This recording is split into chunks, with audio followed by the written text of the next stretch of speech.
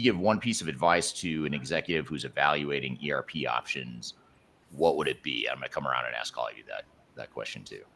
That's a great question. I think an executive oftentimes gets inundated with the concept that this is purely a technical decision or a technical transformation. And oftentimes when we go into these kind of pre-planning workshops of what to expect for said CEO, COO, CFO, it's a lot more than just overhauling your technical platform. This is an opportunity to really revamp, coordinate, and organize your business processes and your operational processes in place to make this ERP rollout as cleanly as possible. They are disruptive. We can all agree on that, right? But it is a chance and an opportunity for these organizations, whether big or small, to really fine tune and tailor this rollout to work with them and be able to augment all of their nuanced needs that make them who they are and make them competitive in their landscape, right? We don't want to break those down. We don't want to dismantle their complexities. I shouldn't even really use that word, but their approach to certain processes in place need to be encapsulated into said ERP rollout.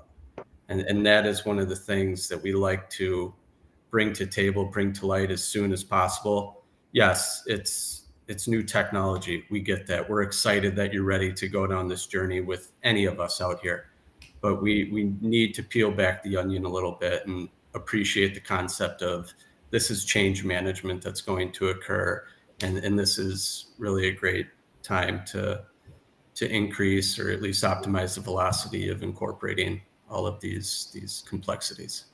Yeah, I completely, if I may, I completely agree with that. One of the things that I think many customers have perhaps not taken advantage of is sort of this notion of, if you're going to buy a new system, you should probably be taking best advantage of that. Just doing what you've already been doing with whatever systems that you were using up until this point, and then moving that into the new system that you've spent a lot of money on is not going to get you the outcomes that you actually were looking to achieve with this process in the first place. We have a methodology which we call Sweet Success that follows exactly that model. We work with prospects and then customers to understand what they need, map that to how NetSuite's processes support those needs, and use that as the starting point to get them rapidly to achieving value in the cloud on the suite, so to speak. And then from there, let's talk about what's the configuration or customization that's unique to your business, and how do we evolve the implementation to give you even more value. But starting from the perspective of you're moving to NetSuite in our case. NetSuite has some ways of doing that. They've been tried and tested with 42,000 and counting customers, many of them in your micro vertical or vertical. Have an open mind to how that system, our system, has been designed to help businesses just like yours. And that's the change management piece is very often the hardest part of any ERP and business system implementation.